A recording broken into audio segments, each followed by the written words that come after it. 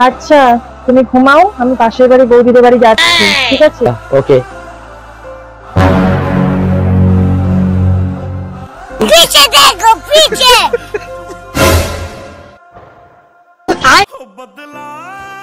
বাহ, মেয়েটাকে তো বেশ খুব সুন্দর দেখতে লাগছে। হ্যাঁ তুমি ঠিক।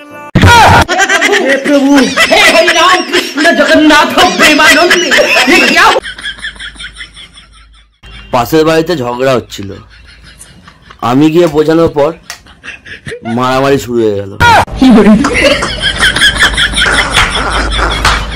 পাড়ার সমস্ত আন্টিদের বলছি, কই ছোটবেলার মতো এখন তো বলো না, যাও বাবা আমার মেয়ের সাথে খেলা করো।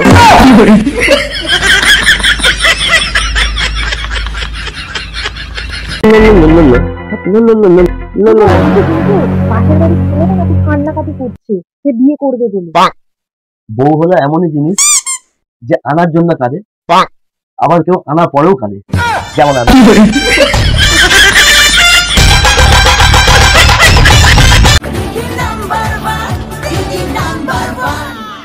আমি একটা জিনিস ভাবছি, হ্যাঁ যে তুমি যদি সবসময় ঠিক হও হ্যাঁ আর আমি যদি সবসময় ভুল হই। হ্যাঁ সে তুমি হও।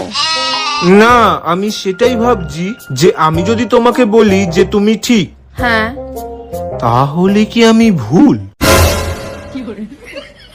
আমি যদি তোমাকে বলি তুমি ঠিক, তাহলে কি আমি ভুল? কমেন্ট করে জানাও।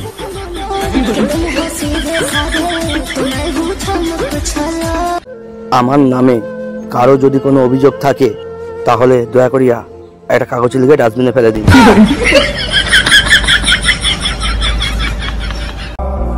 আমার বন্ধুর গার্লফ্রেন্ড আছে, আমার বান্ধবীরও বয়ফ্রেন্ড আছে, তাদের মধ্যে যখন ঝামেলা হয় সেটা ঠিক করার জন্য আমি আছি।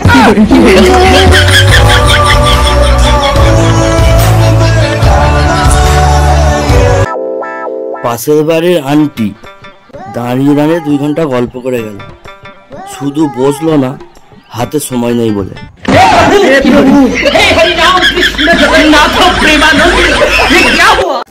আচ্ছা, এম সোজা আর ডাব্লু উল্টো কেন হয়? কারণ এম ম্যান সবসময় সোজা আর ডাব্লু হোম্যান সবসময় উল্টো বোঝে।